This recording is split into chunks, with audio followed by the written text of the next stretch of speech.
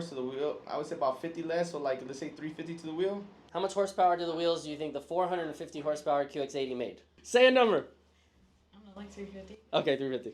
Hi, Chris. You missed out on a great dyno day. I know. I wish I could have been there. I'm going to say 370, 380. I have been driving one for a couple months, and it is all kinds of awesome. Yeah. This car rocks, is all I can tell you. It's like you mash it, it's going to go. Oh, probably like 380? 450 crank QX80. What do you think it made at the wheels? 390. 390? 340. 340? 350. 350? 400. Morning, everybody. Today is an exciting day because thank you to a current QX80 customer. They are letting us put their pure rear-wheel drive 2025 QX80 on the dyno today. So I've actually only dynoed my car once, maybe 15 years ago, so it's been a minute.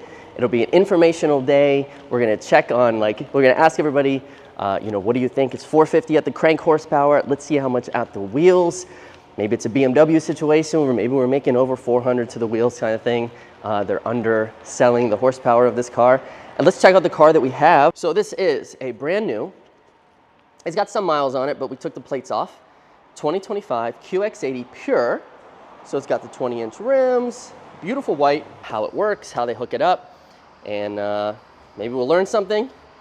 Maybe Infiniti will yell at us for doing this. Who knows? I'm really excited. Like I said, 450 at the crank, 516 pound-feet of torque from factory. Let's see what it puts down to the wheels. Now, if you know dyno percentages based on drivetrain loss and everything like that, use anywhere from 10 to 20% drivetrain loss. So if you do the math there, if it's 450, minus 10% is 45, minus 20% would be 90. So that would mean that that the car would make 360 to the wheels. I'm gonna say it's gonna make 383 at the wheels. I think it's a little, I don't think it's gonna get a full 20% drivetrain loss in the rear wheel drive. Say rear wheel drive 35 times for me. All right, we're here. There she is. QX80 Pure. So let's introduce the shop that we're at today. It's called PK Auto Designs. I'll make sure I tag everybody below, but they're nice enough to help us out on the dyno today. They're normally working on big power Mustangs with the Coyote power plants, but today they're making an exception for us for an Infiniti. They were excited to see what it does because it's a beast, but should be way easy for them to lock down on the dyno. The owner, Paul, is going to explain to us what a dyno does, how it works, and also the breakdown of how to strap a car to a dyno, how to keep it safe, all those things. Making some room for us. Paul said this is the largest thing he's ever put on his dyno. Cut it passenger a little bit. Cut it back driver. Straight.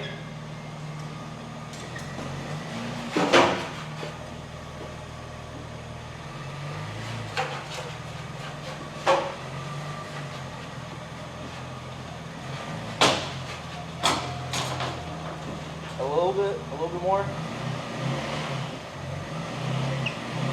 Oh, that's a little too far. Come forward a little bit. A little bit more. Just a tiny bit more. Yeah, that's good. Yeah, V6 twin turbo. Oh, twin turbo. Yeah, Swinskies. Two little friskies underneath. Down there. I was like, Well, you can see it the way that they set the design. You have one over there, and you got the other one back there. Super nice. Single airbox. Okay, fine. Cooling tank. Great. You got.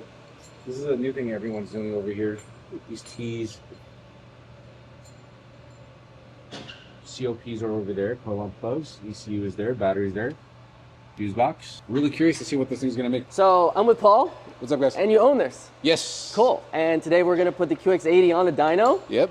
So it's rated at 450 horsepower, 516 pound-feet of torque. Okay. So 20% drivetrain loss, you're thinking? Rear-wheel drive, 15%. Okay. So maybe 380? I would say so. I mean, Yeah. it's a nice cool day, so Yeah. we don't have to be battling a lot of the heat issues with it. And with our dyno jet, 224 XLC, it comes with a barometric sensor. Okay. So it's this little thing right here, actually. So what it does is we have this as close to the dyno as possible, and it'll give us all the readings in regards to temperature, humidity, pressure. Yeah. And then it uses all of that for the correlation of the correction factors. So we'll be able to actually give real world exact correct power numbers for horsepower and torque. Now every dyno is different. Right, so this is a dyno jet. There's also like a Mustang dyno. There's Mustang dynos, there's hub dynos, mainline. Right. What's the heartbreak dyno that I always hear about? Mustang. Is it the Mustang? Yeah, okay, yeah. So this one's a single inertia roller. Okay. And we have a eddy brake on the side over there that we can go ahead and actually activate to give us legitimate feedback, like if it's on the road. Oh, okay. Right? So we use that for the calibration. The main thing is every dyno is different. So for instance, my dyno will read one thing. You can take this car to another shop and it'll read a completely different number with the same type of dyno on there. So it just varies. Right now the boys are setting up the straps on the back, so security is a big thing. So we chucked it. We got the front strap in there. We're doing the front strap on this side. We're gonna get the rear straps, all 4 of them set up on a nice safety point on the back end. Check the tire pressure on there. Then we'll set up the rest of the equipment. And right now what I'm looking at is the coil on plugs over here. There's a wire, so you have a power and a signal. So we're going to be able to pick up the RPM based off of that, and we'll do the testing to verify it. And then last thing is going to be actually taking a look at seeing what your 1-to-1 gear ratio on the transmission is, and seeing if we're not going to over exceed the speed rating of the tire in any way. And if we can get it to the 1-to-1 ratio, we'll give you the exact power numbers. If we can't, we have to use a gear that's a little lower. Then it's skewed ever so slightly. But we have to just look at speed ratings. That's biggest thing is the last thing you want is for any type of failure on a dyno. It's a very important thing for safety. So, but it's super nice. Yeah, 22s would fit it because this thing is a tank. It's a tank, man. Yeah. Just you backing it in, I was like, oh, it's close over here. Well, we were having a discussion today, getting ourselves prepped for it. And my fabricator partner was like, what is he bringing? And I'm like, a QX80. And he's like, how big is that? And me and Jacko, it's huge. It's massive. It really in size. is, I mean, it's a great family car. Oh, yeah. I would love to see one of these lowered on a set of either aftermarket 22s or 24s. Not a fan of 24s, but 24s would do really nice. And do you guys offer a blackout package for these? So the Autograph, which is kind of your top of the line trim, that's like 118,000. That comes with kind of a blacked out roof, black rims, like it's kind of has that black grill and everything. That would look really it's sick. nice. It's really sick. So especially on the white, and I know you don't like white, but the accents, the contrast of it looks really nice. I've always been into darker color cars personally. So like blacks and grays. But I mean, I'll give you guys credit. This white's really nice. This is nice. It's a really nice white. I'm gonna get things set up. Yeah. I'm just gonna video some, and thanks for the info. No worries, man.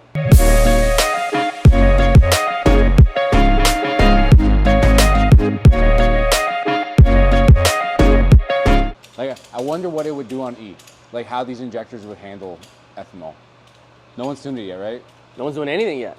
You guys are the first ones to dyno this in probably the world, dude. So you literally brought an INFINITI to a primarily American muscle shop. This is such a contradiction on its own, but I accept it. Got some great information so far. We're on a dyno jet, not the heartbreak dyno, which they say, shows a lot less horsepower than what your car is actually making. We're checking air pressure in the tires right now. We had a little discussion of the motor and how the similarities to the GTR. So yeah, this is the first time, I think, that someone's put a QX80 on a dyno. I'm really excited. Thank you again to Paul and PK over here for doing this, and Sepan, who set this all up for us. So much appreciated. Let's do a little tour.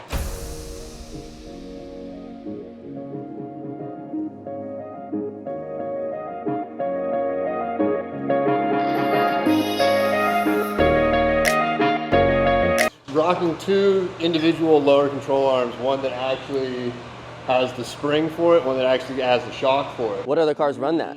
Nothing. So it's 2 perches. It's 2 individual lower arms that each have their individual perch. Unsprung weight or something like that? Yeah, maybe. That's engineering above me. Right. I know it's good. I can see it. Yeah, from the ground up, And this is the only model that doesn't have the air suspension. So there's all the other trims have a full dynamic digital air suspension system that will lower the car when it parks and raise up in like high terrain if you want. So this is but this is standard spring shock setup on this one. Fat GTR. It's a fat GTR, exactly, yeah.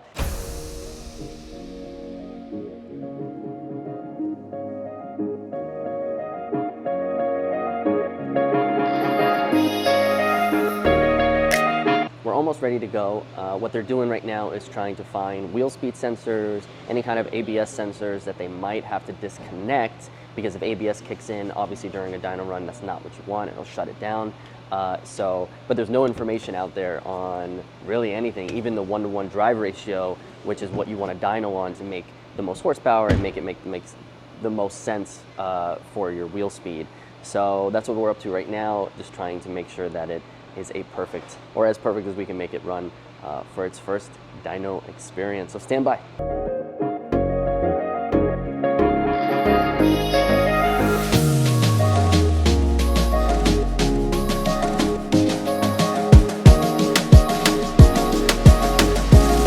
See, the thing with the dynos is it's a tool. What it allows you to do is a few things. You can do diagnostics on a car with it. You can do power numbers on a car with it. You can find out if there's a driveline issue with the car. So this is a tool. You are an extension of the tool as an operator. Everyone thinks, oh, dyno just means tuning. It doesn't. Yeah. I put cars on here because a guy goes, hey, I got a road noise issue under load.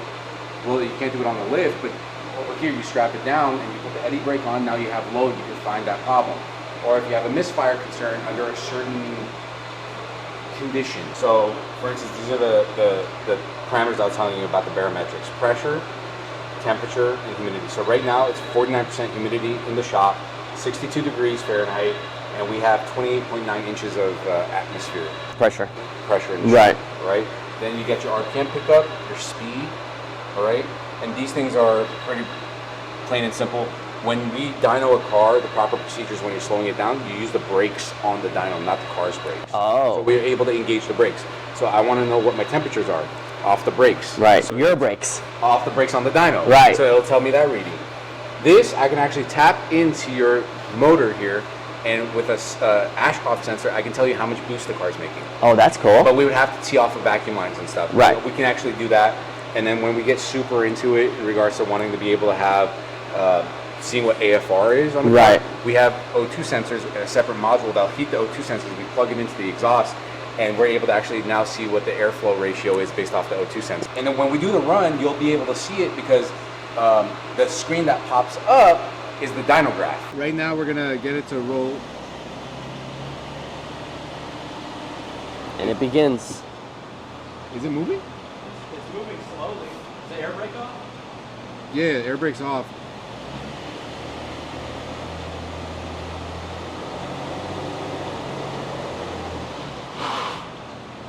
It's like holding itself. Yeah, the car's freaking out. No, it's dragging itself. Yeah, it's dragging itself. Do me a favor. Pop the sensors back in. Back in? Yeah. It's just so tech savvy. I know. You're literally sitting in a computer with wheels. Yeah. Car is not really allowing the wheels to roll freely. So we disconnected wheel sensors, we plugged them back like I got that in. flashing part. We don't know what's happening. It's not Again, this is allowing the me first to- time anyone's doing this, so hopefully we still can. Hopefully the car doesn't not allow us to do it, right? So fingers crossed. Let's see if this Oh, it's spinning now. Yeah. Yeah! Awesome. 40 miles an hour. The first QX80 on a dyno.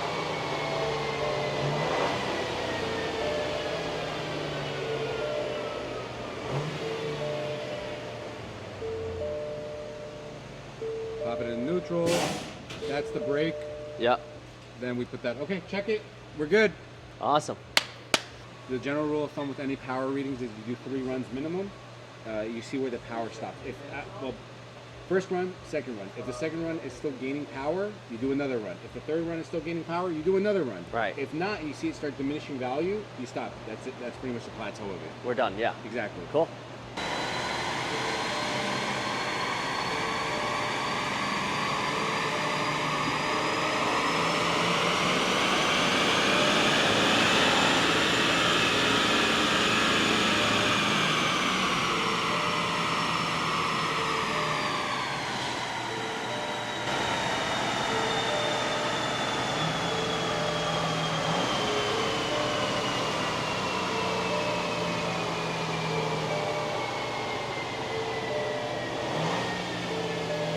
right, so what we hit there was a speed limiter. Oh, okay. Okay, but I did get a dyno graph for you. Okay. That was an attempt in sixth gear, so sixth isn't gonna work. Right. But attempting in sixth, we have a 340 and a 465. 340. Yeah, and that's with it capping out at about 4,500 RPM. Okay.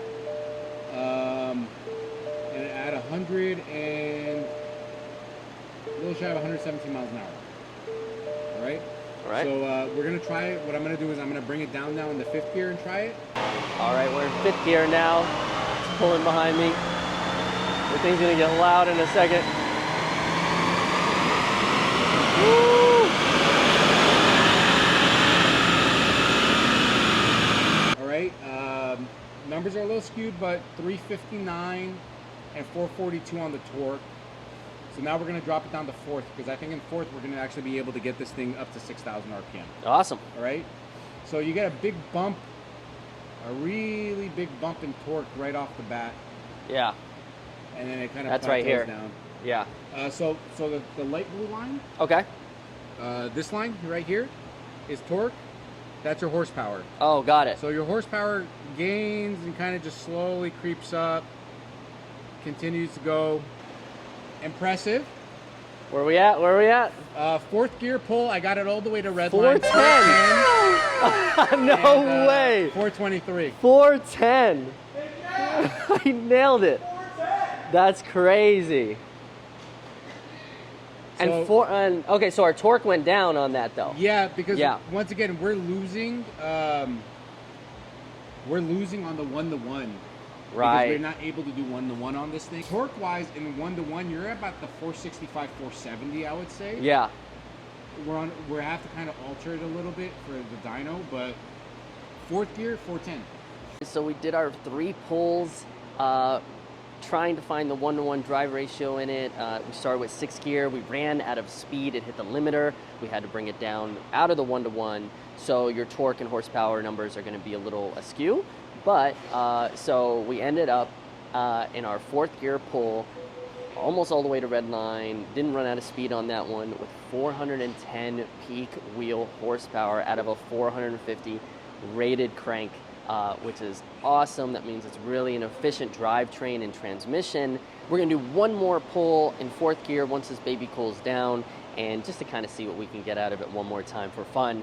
But again, what a fun day. Thank you again to Paul with PK Auto here. I'll leave all his information in the description below for all your dyno needs, whether you have a Mustang or not. He does it all. And they were able to figure out how to dyno a QX80, a brand new car. So very exciting, guys. Stay tuned for the last dyno.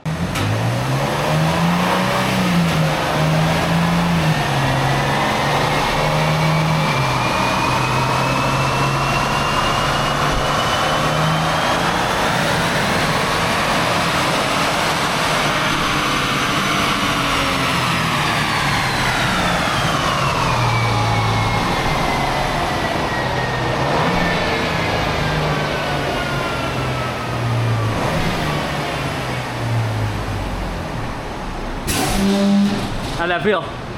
Good. We got a diminishing power, so 387. Oh, okay, yeah. So that's pretty much the top of the car. Yeah.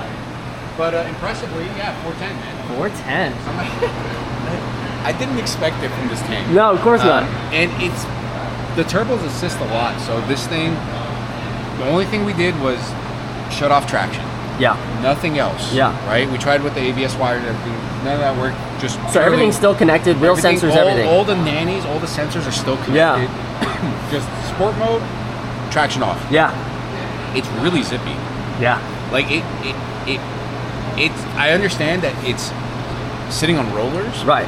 And moving this thing might be different, but it accelerates really hard when the turbo's actually like fully engaged. Yeah. It zips. Yeah. So I'm super impressed with it. Right.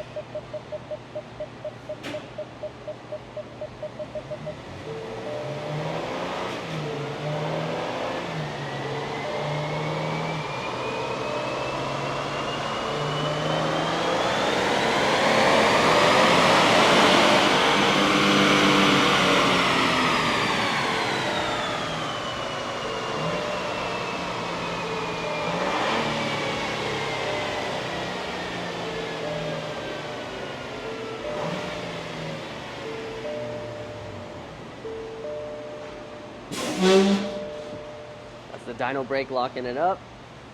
How do we do? $399. $399. So Okay. not bad. She cooled down a bit. I would say that consistency is going to be in that low 400 for sure. Yeah. We made a little bit more torque on that than the other high power pull. So right at that 400 mark. Yeah. 410. That's Maybe that cool. sweet spot. Well, I guess that's it, man. Paul, thank you so much, dude. Anytime, sir. And you want to tell us where we can find you and everything? Yeah, so you guys can check out our Instagram, PK Auto Design. And we have a website, same thing, PK Auto Design. If you guys have any questions, concerns about anything automotive related, just reach out to us. You do a full spectrum of everything? Yeah, so you know, if the project entices us, we can definitely do it. Maintenance, high performance, wheels, tires, all the fun stuff. Awesome. So, Thanks, man. Anytime. I appreciate All right. you bringing it by. Of course. All right, I'm going to take this home, all right? Okay, Thanks. cool. As Paul steals the QX80 Pure, just want to say again, thank you for watching us. Make sure you like, comment, subscribe, do that whole stuff. Let us know what you want us to put on the dyno next. Sadly, nobody's making any performance parts for this car yet, so there's no reason for us to do it again. But I want to do a Q50 kind of build in-house using just basic bolt-ons, stock dyno, again here with Paul, and then put some parts on it and come back and kind of see some horsepower numbers. I know it's been done, but most dealerships don't do stuff like this. So shout out to Glendale Infiniti for wanting to do cool stuff like this, the owner of this for allowing us to put it on a dyno, and again, shout out to PK Auto. Let's see. Auto Designs, again, thank you guys for letting us play today. And here's our Infiniti QX80 that we'll start unstrapping and heading home. Now they just gave me the breakdown of this really special Mustang 350R that's in the shop right now. And I'm gonna give you guys a little bit of peek into it. In the rear here, you'll see carbon fiber vinyl wrap, but you have the carbon fiber around the tail lights here. This is the rear seat delete, all in carbon, nitrous bottle, powder coated red to match everything. Got the carbon tipped exhaust with the carbon diffuser here. Coming around, it's all matte black. Big Brembos front and rear, that's factory, but you have nice little carbon bits here with that, with the door handles. And then if you can see right in these vents here, you'll see little nozzles for the nitrous. It's gonna fan out of there, all custom design. Coming over here, these are the factory carbon wheels from the 350R, like the 500. And usually you don't see the carbon. It's usually just black. But they had a company remove the paint from the face of the wheel, clear coat it, so you could see that carbon. Look at these big brakes with these wheel studs designed for the track. Again, your 350R here under the hood. So much custom work done. Whipple supercharger, all powder coated red. All of these lines are all custom done by them. Carbon little accents here, the airbox there. You'll see it's got a carbon hood. On the carbon hood, you'll see it's got the plexiglass opening so you can see that big red Whipple supercharger. Very cool stuff. Another big thing they wanted to do with this car is they wanted to make it sound as close to an LFA as possible. So it's got a full custom exhaust with a bunch of little exhaust tweaks done to it to try to make it sound like that. All custom done in-house here. You can see these little velocity stacks. Shh, I'm not supposed to show you.